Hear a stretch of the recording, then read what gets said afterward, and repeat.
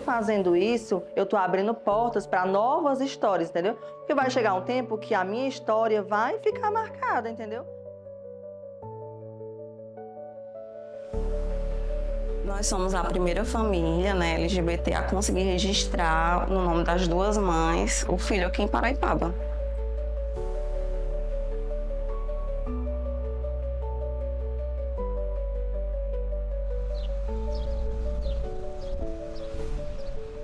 Eu sou a Magna, eu tenho 30 anos de idade, eu tenho uma união estável, né, com a minha esposa, que a gente futuramente pretende se casar.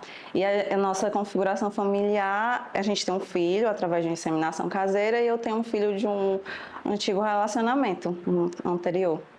Eu me chamo Lucas, tenho 23 anos e sou a letra G da comunidade. Eu participo de uma quadrilha junina, que é a Junina Vira Juízo, inclusive esse ano de 2025, né? No próximo ano vai ser o primeiro ano da gente. E também participo de grupo de dança, que é a Atalhos, grupo de dança Atalhos. Eu sou Michele, sou gestora de recursos humanos e psicóloga de formação. Aqui no município, eu atuo como agente de cultura há mais de 2 anos. O meu público-alvo no momento é a comunidade LGBT, mas também eu faço um trabalho na expressão artística, que é a dança.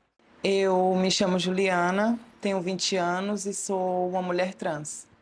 Eu participo de quadrilha junina, eu sou rainha junina e também gosto muito de dançar, de fazer qualquer tipo de dança. Para mim é muito bom.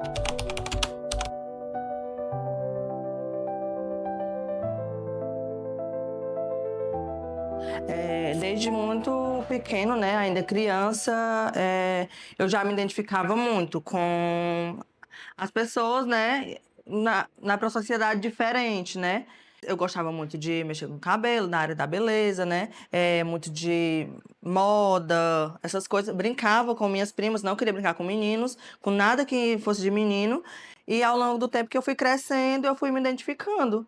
Aí passou-se o tempo, as coisas começaram a fluir e eu percebi que eu realmente era homossexual. Até que chegou o momento onde eu me assumi e comecei a, né, usar mesmo o que eu gostava de usar, o que eu queria usar e me permitir. Eu, desde pequena, eu sempre me senti muito constrangida em ser tratada pelos pronomes masculinos e eu nunca me senti bem em ser tratada pelo meu nome morto. E eu me assumi gay com 15 anos, foi uma coisa assim, praticamente forçada, sabe? Aí isso eu não era o momento certo para isso. Eu acredito que tem um momento certo para tudo. E aquele não era o meu momento, mas foi uma coisa assim muito forçada. E aí eu tive que me assumir e comecei a me vestir de uma forma que ainda não era como eu queria ser, como era a Juliana que estava lá dentro, que queria ser libertada, mas ainda não era o momento. E aí, quando foi passando o tempo, eu fui entendendo mais, e cada vez que passava, eu me sentia mais constrangida ainda de ser tratada pelos pronomes masculinos. E aí, eu fui. Acho que foi assim, do nada eu vou começar a transicionar. E aí foi que eu comecei, eu raspei o cabelo todinho para poder crescer. Foi uma época assim muito difícil na minha vida, porque você é muito zombada, né?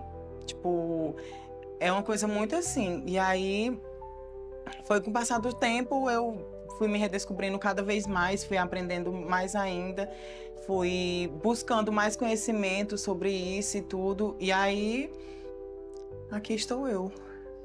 Aos 21 anos de idade, eu tinha saído de um relacionamento há pouco tempo, né? E aí eu conheci a pessoa que eu me relaciono hoje.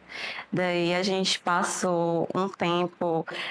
Eu estava ainda me conhecendo, me aceitando também. Aí A gente acabou se afastando durante um ano e depois a gente se reencontrou mais madura, né? E a gente construiu a nossa família, mas foi bem na fase adulta. A minha autoafirmação é muito recente. Ela aconteceu depois dos 30 anos, né? Então, eu passei por algumas experiências, pequenas experiências, por assim dizer, mas eu não me autoafirmava uma pessoa LGBT. Foi então que no último ano da faculdade, ainda quando eu residia no Amazonas, em Manaus, eu comecei a me perceber de fato como uma pessoa LGBT. E foi aí que eu fui começando esse processo de autoaceitação e autoafirmação.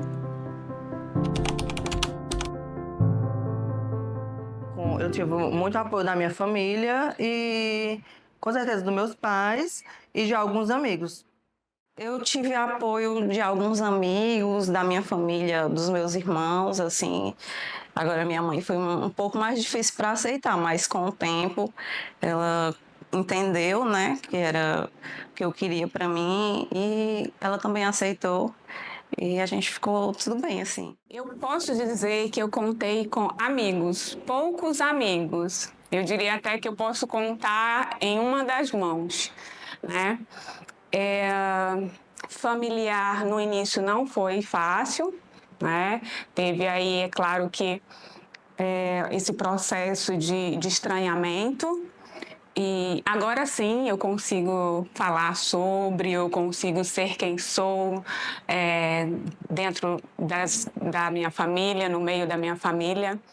O apoio maior que eu tive foi dos meus amigos, porque foi um momento muito difícil na minha vida, porque o meu pai, ele disse que ele praticamente me forçou a me assumir, e aquele não era o momento certo, porque para mim eu ainda era uma criança, sabe? Mas eu já entendia muito sobre isso. E ele virou para mim e disse que ele lavava as mãos de mim. E eu tinha um apego muito grande a ele, sabe? A minha vida não tinha mais sentido, sabe? Porque meu pai sempre foi, minha família sempre foi a minha base de tudo. E quando ele falou isso ali, meu mundo foi ao chão. Porque eu esperava muito o apoio dele, né, no caso. A única pessoa, assim, que me apoiou de verdade, que nunca soltou minha mão, foi minha mãe.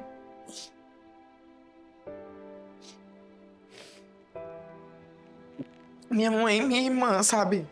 Elas foram, assim, essencial pra tudo. Principalmente pra Juliana que eu sou hoje, pra pessoa que eu me tornei. Quando eu não sou aceita pela minha sociedade, primeiro família, e depois eu não sou aceita pelos amigos, quando eu sou desacreditada. Então, se eu sou desacreditada dentro de casa, como é que eu vou ser uma boa profissional? Será que eu tenho capacidade para ser um médico, um engenheiro, ou, enfim, ser alguém que tem um sucesso na vida? Será que eu tenho capacidade para formar uma família? Porque existe muita questão do preconceito, e aí eu trago minha experiência e da experiência da maioria de nós LGBTs, porque a gente sabe, e a gente não pode deixar de incluir, que nós temos pessoas LGBTs que são privilegiadas, né? Que a família acolheu. E aí eu falo no contexto da família que não acolhe, dos amigos que não acolhem. Quando você não é acolhido e quando você não é validado e que tua saúde mental não está em dias, você vai viver sempre à margem. Então, esse é um desafio, eu acho que um dos maiores desafios para mim, enquanto pessoa que faz parte dessa comunidade, foi eu entender que eu não dependia da validação da minha família para ser quem eu sou, para me tornar quem eu quero me tornar, para conquistar os espaços que eu quero conquistar. Mas isso é um processo dolorido, difícil, e cada um tem o seu processo. Foi antes da minha autoafirmação, ainda na universidade, por incrível que pareça. Porque a universidade, né, a gente entende que é um lugar de construção. Mas foi lá onde eu percebi determinados comportamentos, falas, discriminação. E depois eu fui entender que tudo aquilo se tratava, na verdade, de uma LGBTfobia. Depois da minha autoafirmação, eu percebo, sim, alguns movimentos, alguns olhares, algumas falas ainda preconceituosas, né? Porque eu entendo que uma das formas de preconceito que é bem agressiva é o preconceito que ele é velado, sutil, de uma forma sutil. Então, o preconceito, ele veio desde muito pequeno, né? As pessoas jogavam aquelas falas, né, homofóbicas desde muito pequeno, só que eu não entendia. Ao longo do tempo eu fui crescendo, né, e eu fui entender, passei a entender e aquilo realmente me tocava, né, me machucava realmente. Mas na minha parte artística, como Camila, eu sofri. Mesmo eu não sendo uma mulher trans na vida pessoal, eu estando montado, eu sofri preconceito transfóbico, né? E o porquê que eu me senti mal com aquilo? Porque eu danço para o público. E se o público joga algo pesado assim para cima de mim, eu vou me retrair. Eu vou ficar preso quando eu for em outro lugar. E também me senti mal por elas, né? Pelas mulheres trans que passam por isso e eu senti na minha pele o que elas passam.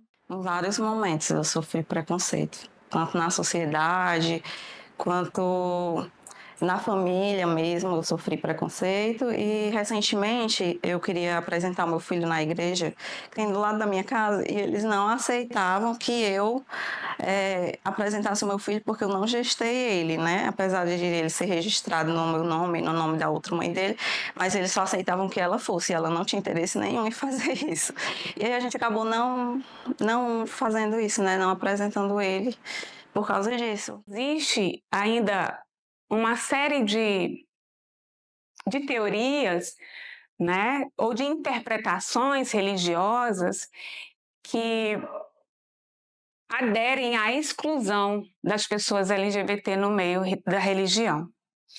Hoje, eu estudo também sobre isso, né, e faço parte de uma comunidade religiosa inclusiva. E essa é uma pauta que a gente não vê ou não ouve por aqui, em vários outros lugares, que é a possibilidade das pessoas LGBTs ter o direito a Deus. Porque a religião também pode ser, fazer parte da nossa rede de apoio. A religião não é alheia a isso. Ela pode fazer parte da nossa rede de apoio e ela pode ser um ponto de fortalecimento daquele sujeito. Eu acho que o mais comum é se reconhecer no seu lugar no mundo, né? Como eu estou nesse mundo, porque aí começa primeiro pela sociedade familiar, né? Então, eu pertenço a essa sociedade familiar, onde que está acontecendo que eu provavelmente seja diferente dessas pessoas que estão aqui que convivem comigo. Isso falando de uma família heteronormativa, né? Que hoje, graças a Deus, né, as nossas famílias homoafetivas, elas estão aí, elas existem, elas são reais, né? E amparadas por lei. Então, assim, falando num contexto de família heteronormativa, primeiro é saber se reconhecer nesse mundo. Primeiro a pessoa ela se perde para depois se achar. Se ela não se acha, aí sim vem um problema aí na questão da saúde mental, onde vem as dores, vem o não me encaixo e como devo me encaixar. E muitas vezes, né, nesses casos, quando não consegue se encaixar, é esconder a pessoa que eu acho que é um dos maiores sofrimentos, é você viver dentro de um armário, onde você quer ser livre e não poder expressar essa liberdade. Eu tive muita ansiedade e eu chegava assim em casa da escola de não conseguia mais, sabe, assim, ser a pessoa que eu era antes, sabe? Porque eu sempre fui uma pessoa muito extrovertida, uma pessoa muito divertida. E quando isso aconteceu, me afetou bastante, bastante mesmo. Eu chegava a me auto machucar por causa, porque eu queria que ele entendesse o meu lado também, sabe? E Foi muito difícil para mim, muito difícil mesmo, porque eu ainda era uma criança, sabe? E já é difícil para qualquer pessoa LGBT se assumir, sabe? As pessoas ainda sentem muito medo por causa da sociedade. E o meu medo não era da sociedade, o meu medo era da reação dos meus pais. É uma frase muito clichê, mas para mim, na minha vida, fez muito sentido. Fazer da dor luta, sabe? Eu sempre digo que eu não quero que nenhuma menina de 13 anos passe o que eu passei. Então, o que eu vou fazer para que isso não aconteça? Me posicionar como ser político. Não é todo mundo que tem essa desenvoltura, essa coragem, essa força, mas existe os microespaços, né? Os microespaços que é na família, é na escola, é nos amigos, é dentro de casa, e eu acho que seria, para superar isso, seria se posicionar, o que não é fácil para alguns. Mas é se posicionar como ser político que merece respeito, independente de ser imagem pública. Porque ser político, todo mundo aqui é ser político, né? Desde que a gente se apresente como somos, não ter medo de se apresentar de quem é, sabe? Não é obrigado todo mundo sair do armário, mas eu acredito que precisa tirar uma força não sei da onde para chegar no lugar e dizer, essa não precisa dizer é a minha companheira, mas essa é fulana. Quando se diz é fulana, não precisa dizer mais nada, né? Não precisa dizer se é amiga, se é companheira, se é parceira. Então, esse é um micro posicionamento, isso é um micro, né? O máximo já dizer, essa aqui é a minha esposa, né? Então, a mãe dos meus filhos, enfim, eu acho que seria basicamente isso. Em Paraipaba não tem nenhuma política pública voltada à comunidade LGBT. Ações e estratégias, né, que falem a respeito. A gente chama, inclusive, isso na minha área de psicoeducação, psicoeducar a população. É importante. Pouco se fala sobre a temática nos espaços sociais, nos equipamentos, sejam eles quais forem. E é algo que eu falo sempre, desde quando comecei a lutar, né, nessa pauta, é a capacitação dos profissionais nos equipamentos de serviço público, bem como no serviço privado também. Quando a gente pega a política pública da população LGBT+, e quando a gente vê qual é o viés por que precisa ter uma política pública específica para a população LGBT+, é porque existe na sociedade preconceitos a alguns grupos e colocam esse grupo como inferiores. Por isso que precisa de uma política pública exclusiva para a população LGBT+, né? Nesse sentido, é importante ter uma política pública que inclua uma população que é vulnerável. Quando existe essa ausência de políticas públicas para a gente, por exemplo, vou dar um exemplo bem simples, ginecologista, né? Você vai no ginecologista para você explicar, mesmo você dizendo que é uma pessoa que não tem relação sexual com um homem cis, né? Sempre vem a mesma pergunta se você se você faz alguma prevenção, se você pode estar grávida, se você está prevenindo a gravidez, e você precisa repetir aquilo dali algumas vezes de que você não tem a relação sexual com o homem cis. A gente tem o Centro de Referência Tina Rodrigues, que é um equipamento que ele atende a população LGBT+. É interessante dizer que essa defesa dos centros de referência foi uma defesa lá do Brasil sem homofobia. E é importante a gente ter um centro de referência. Por quê? Porque muitas vezes as pessoas não sabem que na verdade, elas não sabem. Na verdade, elas não se veem no atendimento geral, como é da população. Existe uma LGBT-fobia institucional, que as pessoas não sabem atender as pessoas pelo nome social, as pessoas não sabem entender que aquela pessoa é uma pessoa trans, que aquela pessoa precisa ter um atendimento, às vezes vem vulnerabilizada por alguma LGBT-fobia que já sofreu em algum outro espaço. Isso é algo muito cansativo. Muito cansativo. E a partir do momento em que a gente não constrói políticas públicas, e aí eu te falo, enquanto mulher, para isso, a gente vai continuar sofrendo, e muitas de nós, quantas de nós, mulheres já, que estão aí nos seus 40 a mais, 50 a mais, nunca foram ginecologista para não passar algum tipo de constrangimento como esse? É importante a gente dizer que o centro de referência é o único equipamento onde a pessoa que já sofreu algum tipo de vulnerabilidade, de preconceito e que está vulnerável e que não se reconhece nenhum atendimento do Estado, vai chegar lá e vai ter sua demanda respeitada e atendida, né? Então, o centro de referência, ele cria uma rede, que é uma rede de atendimento à população, que é o centro de referência passa a ser uma porta de entrada. A grande defesa de ter centros de referência é exatamente para dizer assim, é o único lugar que a pessoa LGBT pode ir sabendo que ali ela vai sair com orientação sobre sua cidadania, sobre direitos humanos. Através do Centro LGBT da Tina Rodrigues, lá em Fortaleza, que eu procurei no Google, eu mesma, né, fui lá, e daí eles me deram muito apoio lá, tanto em questão psicóloga, assistência social, para a gente poder registrar o meu filho, né. É criado em 2023 uma Secretaria Nacional da Política LGBT+, no governo federal. Né? Nós temos algumas leis que foram reconhecidas pelo o STF, que o primeiro foi o casamento, que foi em 2011, né, que é um marco. Em 2011 foi reconhecido as uniões estáveis e o casamento da população LGBT+, como direitos humanos, como direito fundamental, constitucional.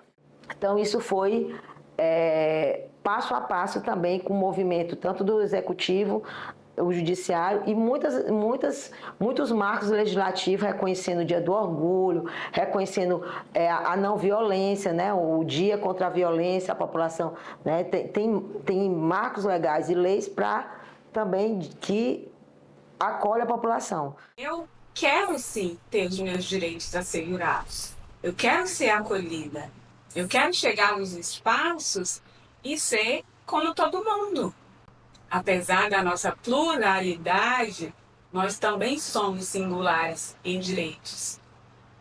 Então, essa é uma questão que hoje eu posso dizer que me motiva a continuar falando sobre, a continuar atrás de políticas públicas, de algo que aconteça no município em favor da comunidade LGBT.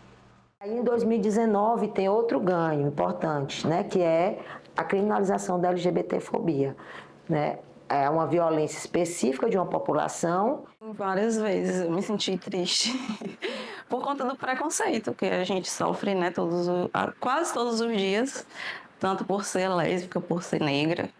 Não é um crime comum, é um crime direcionado a um grupo social a partir de uma questão de ódio.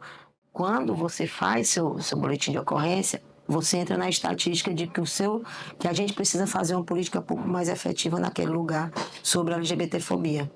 Então, a cidadania é quando vai trazer os direitos fundamentais da população. Quando você fala de retificação, você vai falar o seguinte, aquela pessoa, muitas vezes ela diz assim, eu nasci agora, porque é agora que eu consigo me reconhecer como sujeito que vou fazer vou tirar um determinado documento, ou vou para uma entrevista de emprego e não vou ser discriminada.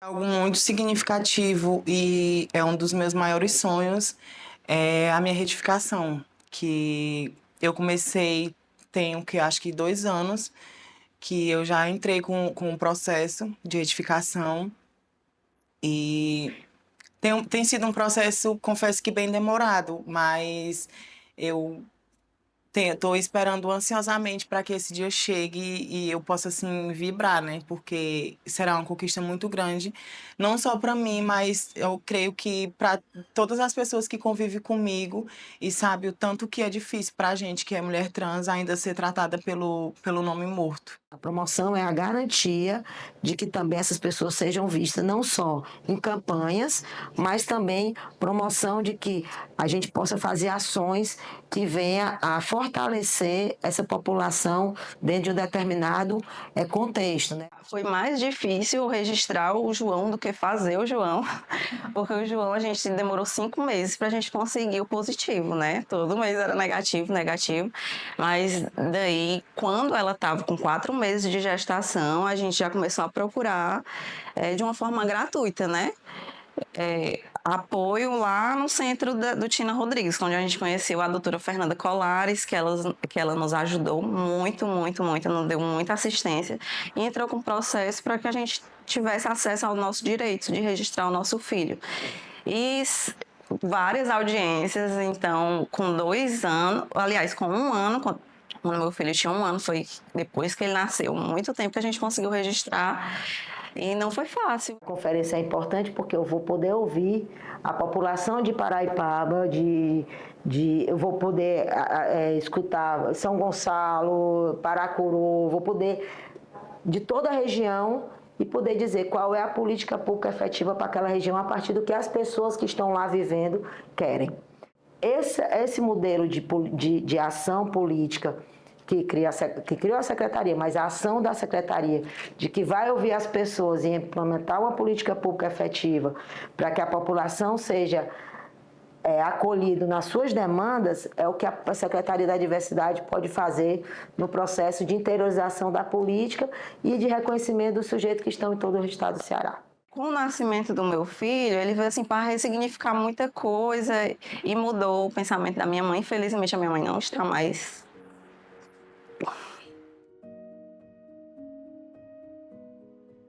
Pronto, a questão da minha mãe, né, foi mais difícil, só que com o tempo ela mudou o pensamento dela, ela se aproximou da gente, ela amou a ideia de ser vó do João, né?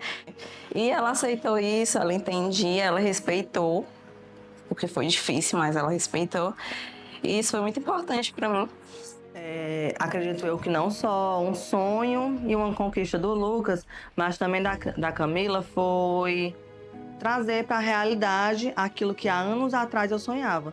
Foi a partir de 2018 eu decidi, eu quero dançar montado, quero dançar de menina na quadrilha. Dali começou aquele sonho, voltou.